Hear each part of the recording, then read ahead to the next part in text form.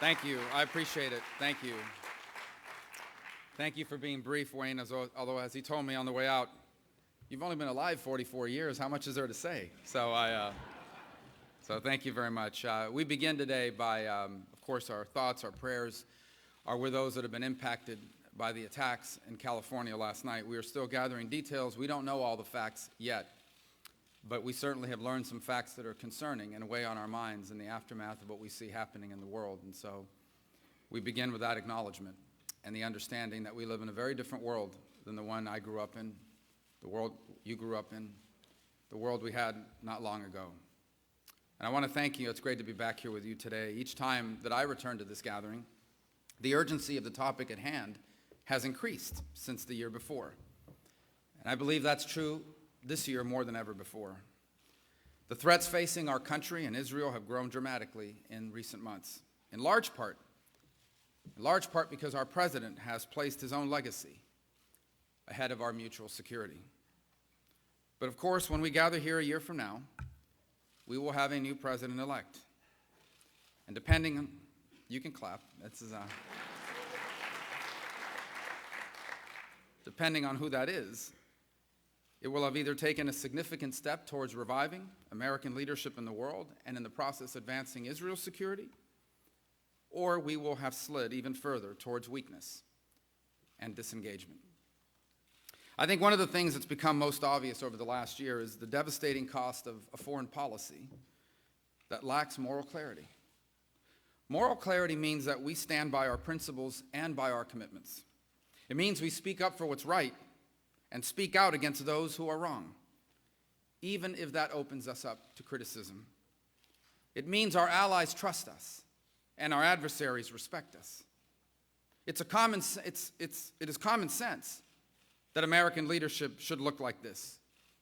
In fact, presidents across both parties have led with moral clarity, from Kennedy to Reagan until now. Now, we have a president who leaves our allies feeling betrayed and our adversaries feeling emboldened.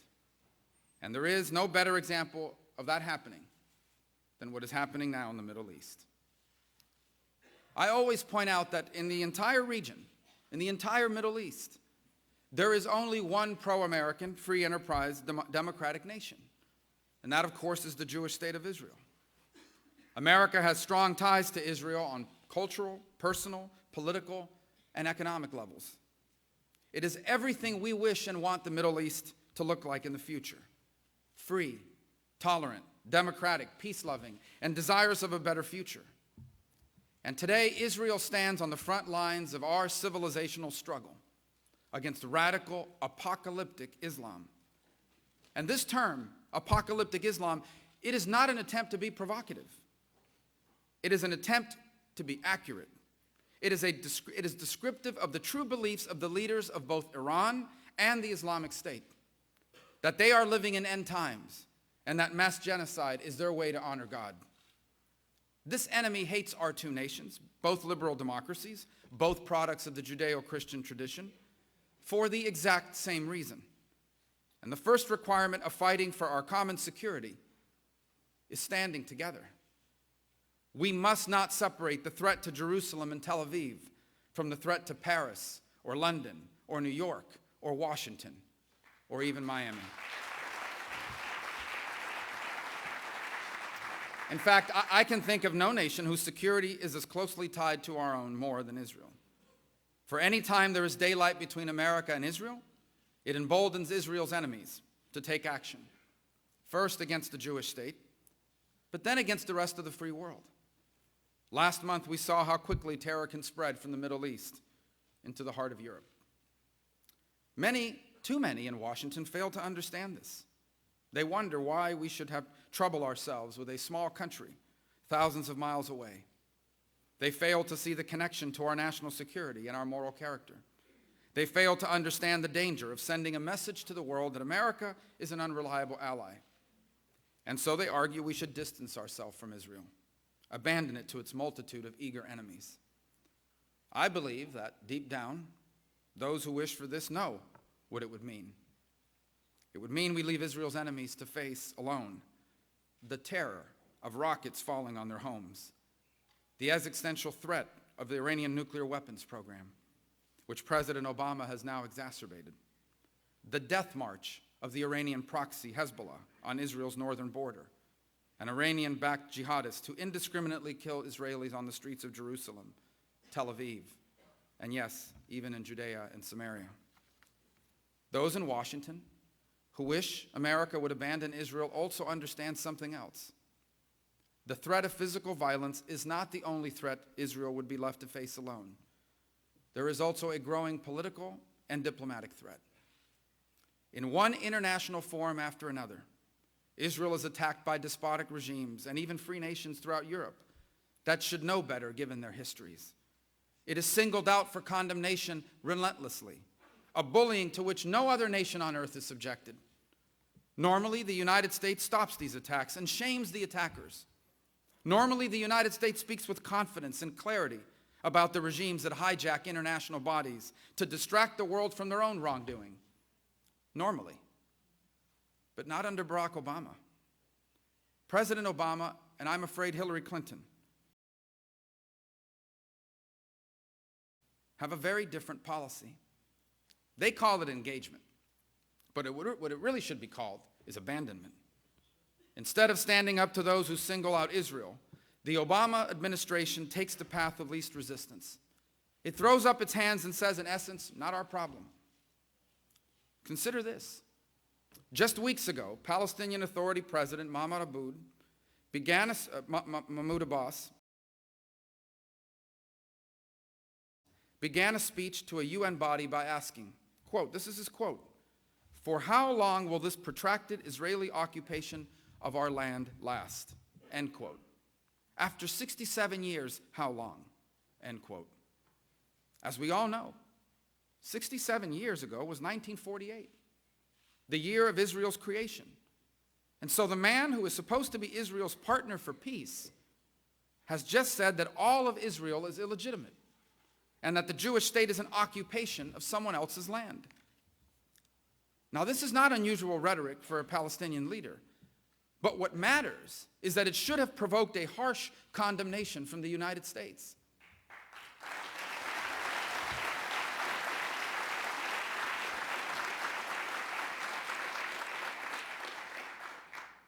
But our current president said nothing.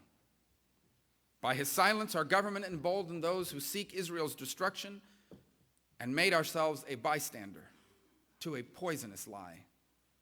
Similarly, over the last 3 months of Palestinian terror attacks, our administration has refused over and over again to do anything more than call on both sides for restraint, as if there were no difference between aggression and self-defense. The Palestinian attacks are being incited by lies knowingly promoted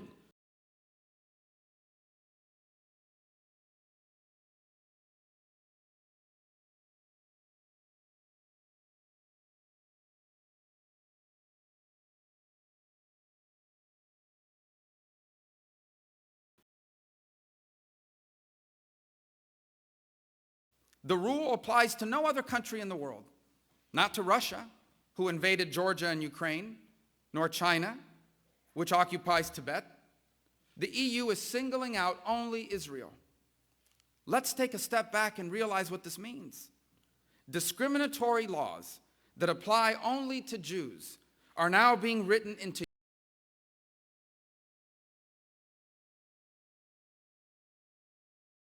European law for the first time in more than half a century. I believe we need a president who is not afraid to call this out for what it is. This is anti-Semitism.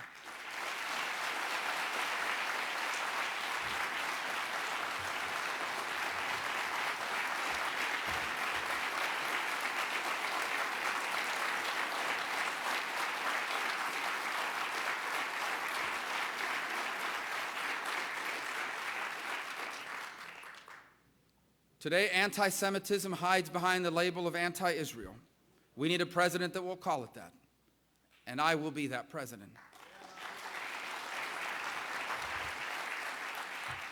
I will take a very different approach to the United Nations. There will be no more complicity in attacks on Israel.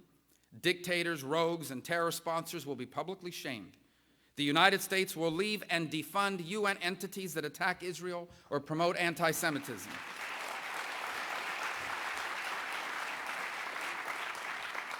And I'll also speak out against anti-Semitism here in America. One important example is the movement that calls itself BDS, for boycott, divestment, and sanction. This coalition of the radical left thinks it has discovered a clever, politically correct way to advocate Israel's destruction.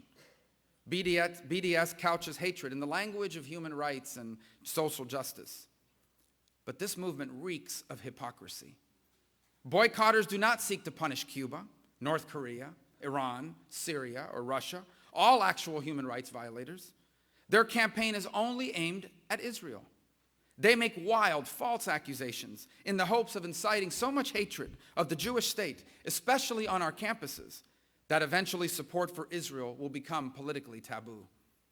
As president, I will repeatedly and openly call on university presidents, administrators, religious leaders, and professors to speak out with clarity and force on this issue, the same way they speak out against racism.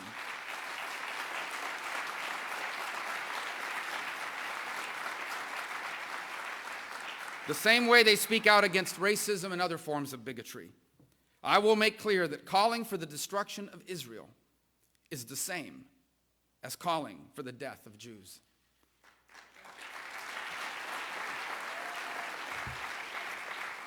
I will bring moral clarity to the White House, but I will also back it with strategic and military strength. When I am commander-in-chief, I will fortify our alliance with Israel. In doing so, I will send a message to our friends and enemies alike that America is back, that we will never again confuse our adversaries for allies or allies for adversaries.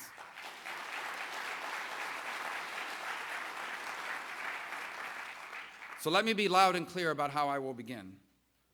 I will immediately shred this president's disastrous deal with Iran. You know, news reports out of Vienna this week indicate that Iran will not even be required to come clean about its past nuclear work. This makes a bad deal worse. And those who are now rushing to do business with Iran need to know that upon taking office, I will reimpose the sanctions that President Obama plans to waive over congressional objection. The days of giving the Ayatollah of Iran more respect than the Prime Minister of Israel will be over on my first day in office.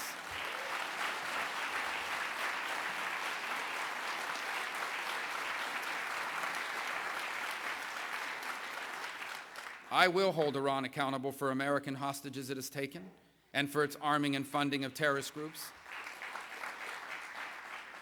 Like Hezbollah and Hamas. I will impose crippling new sanctions against the Iranian Revolutionary Guard Corps.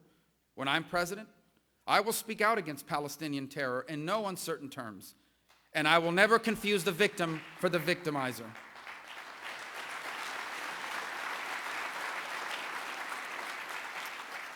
And this means that as part of rebuilding our alliance with Israel, I will put the peace process in perspective. Barack Obama and Hillary Clinton have made it the defining feature of the relationship between our two countries. It should not be, for the simple reason that Israel currently has no viable partner for peace. In fact, the so-called partner that this administration claims is interested in peace.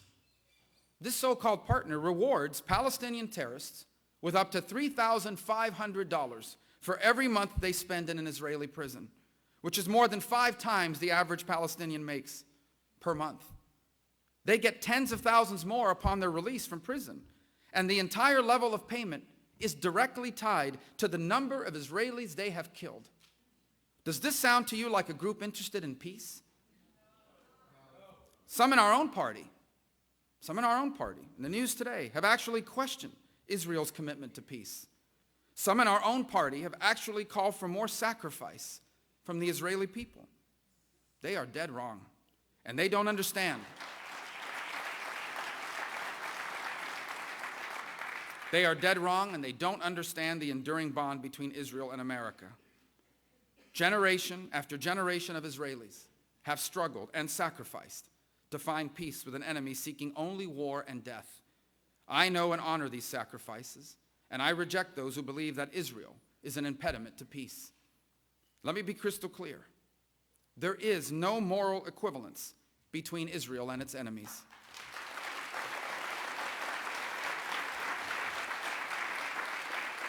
And I'll say it again. There is no moral equivalence between Israel and those who seek to destroy her. Understanding that fundamental truth is essential to being the next commander-in-chief. This is not a real estate deal where two sides argue over money. It is a struggle to safeguard the future of Israel. And as president, I will challenge the real impediments to peace in the Middle East, and I will stand up for Israel. Instead of pressuring Israel to make unreciprocated concessions, I will work with the Prime Minister on areas of mutual interest. I will finally move our embassy from Tel Aviv to Jerusalem.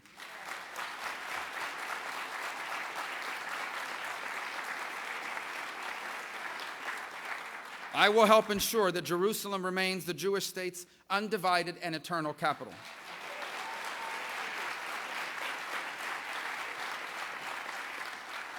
I will revive the common sense understandings reached in the 2004 Bush-Sharon letter and build on them to help ensure Israel.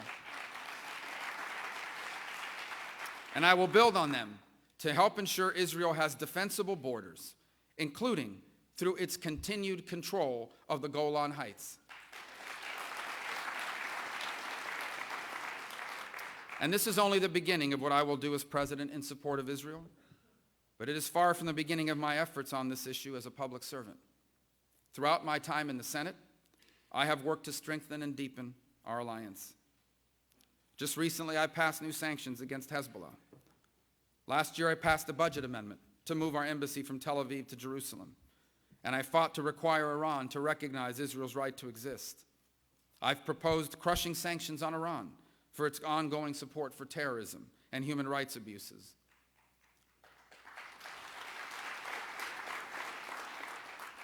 As Speaker of the Florida House, I pioneered what became a national effort by requiring the Florida pension program to divest from companies linked to Iran's terrorist regime.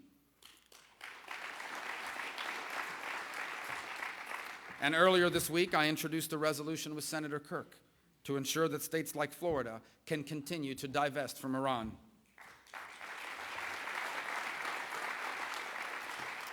I've also led efforts in the Senate to pressure the Palestinian Authority to end its partnership with Hamas.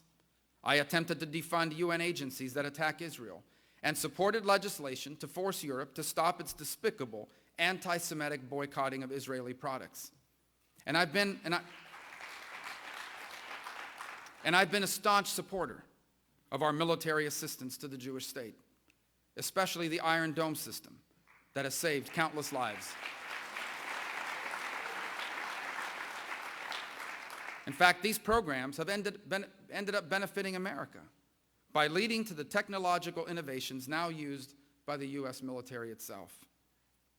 In choosing a president, we need to look at what candidates do, not just what they say.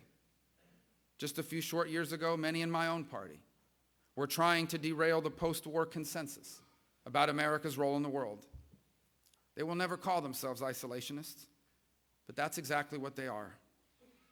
I believe those who speak about their pro-Israel views, but carelessly support a gutting of our international affairs budget, including assistance to Israel, or who vote against legislation funding U.S. Israel defense programs, I believe they need to check their priorities. You cannot be pro-Israel while also attempting to eliminate assistance that Israel uses to defend itself.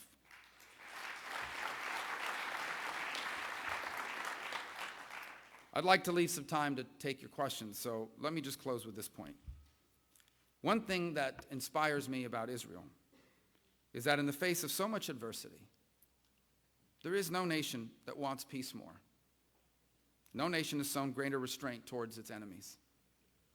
And even as the current administration has turned their back on them in recent years, no people have stood by our nation on issue after issue more than the people of Israel. I encourage all of you to go back and look at the United Nations roll call votes. Time and again, when the interests of America are challenged, Israel is one of the few countries that votes with the United States over and over and over again. Like our own country, the state of Israel is an extraordinary story in the history of the world. I believe our nations share a moral foundation and a common moral destiny. And so let us stand with them as they have stood with us.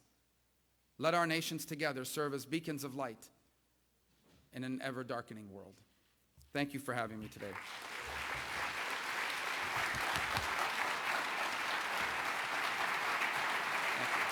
Thank you very much. Thank you. Yeah, we have 9 minutes. Okay. So we have about 9 minutes for some questions. And Senator, these are questions that we have curated over the last week or so from our members and our attendees across the country. The troubling thing is that you answered about 85% of them in the course of your terrific speech. So we're going to try and find some things that we can address that you haven't touched on.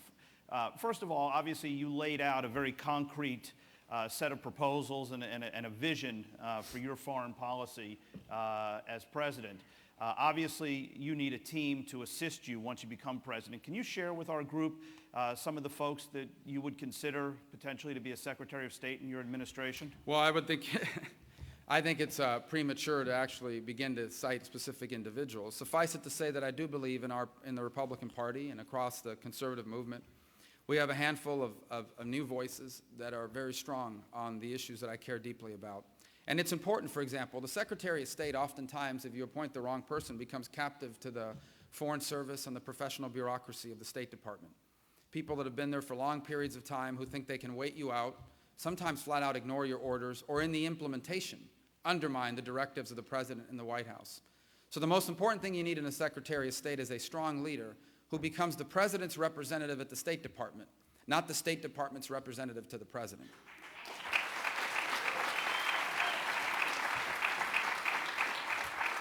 In that context, it has to be someone that shares our view that that the world is a safer and better place when America is the strongest country in the world.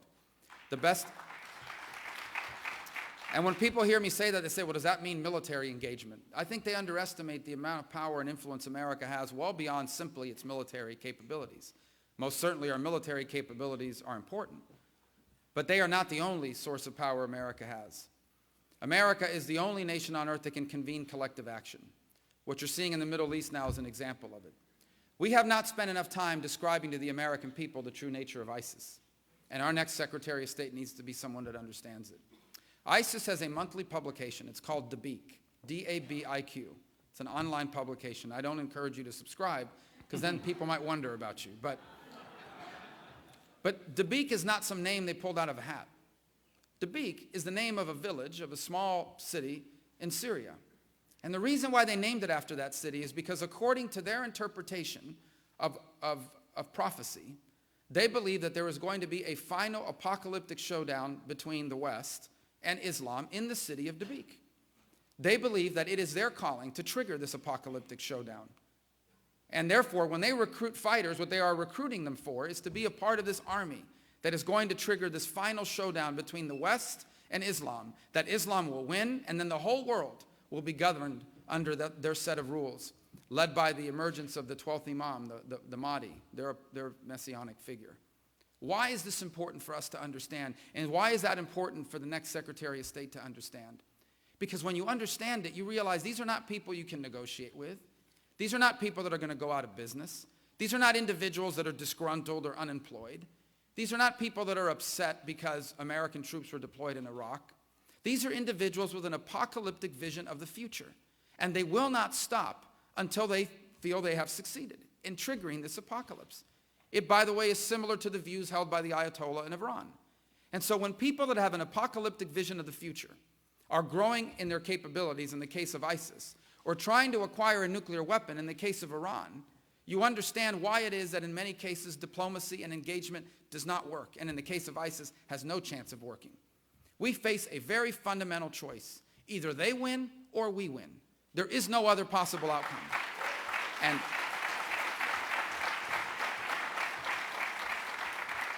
the next Secretary of State better be someone that understands this.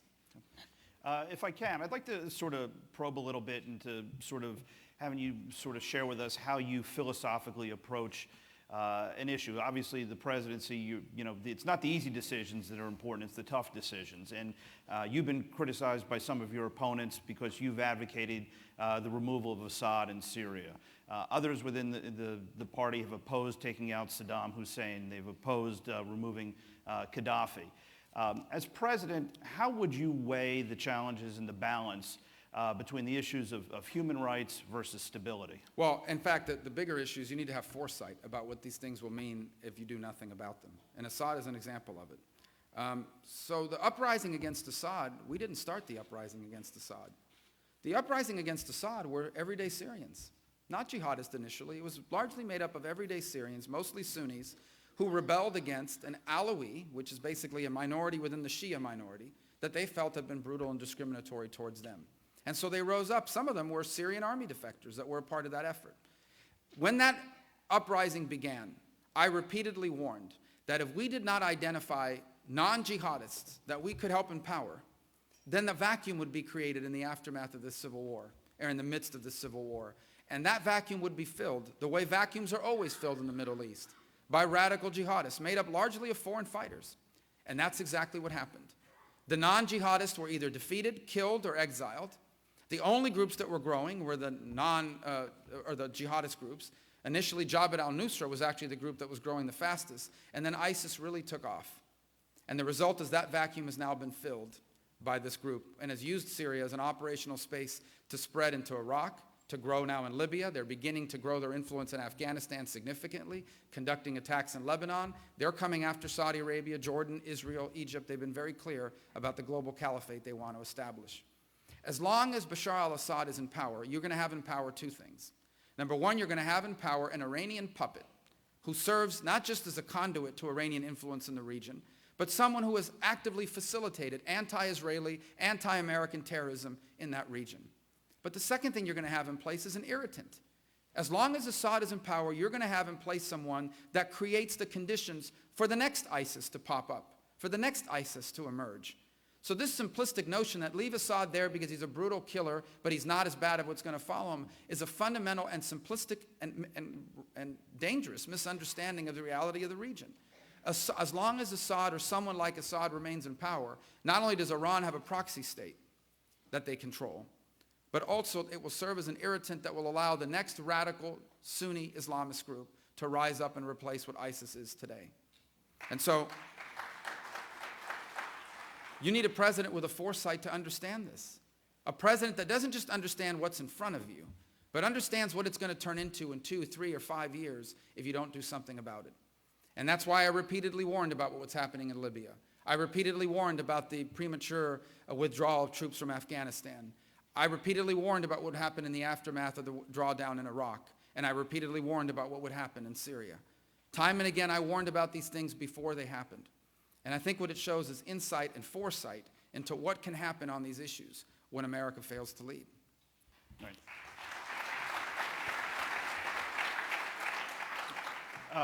We've got 1 minute left. Let me ask you a quick question to follow up on your comments about the money that the Palestinian Authority uses to support terrorists and the families of terrorists.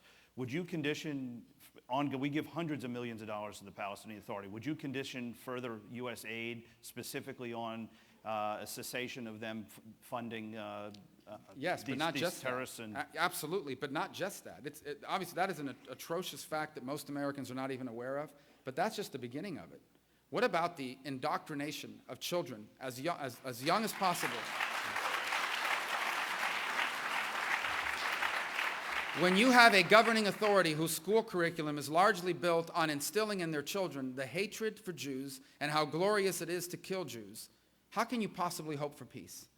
When you have an organization that actively teaches children that killing people because they are Jewish is a glorious thing that should be held up as an attribute, how could you possibly consider them a partner for peace?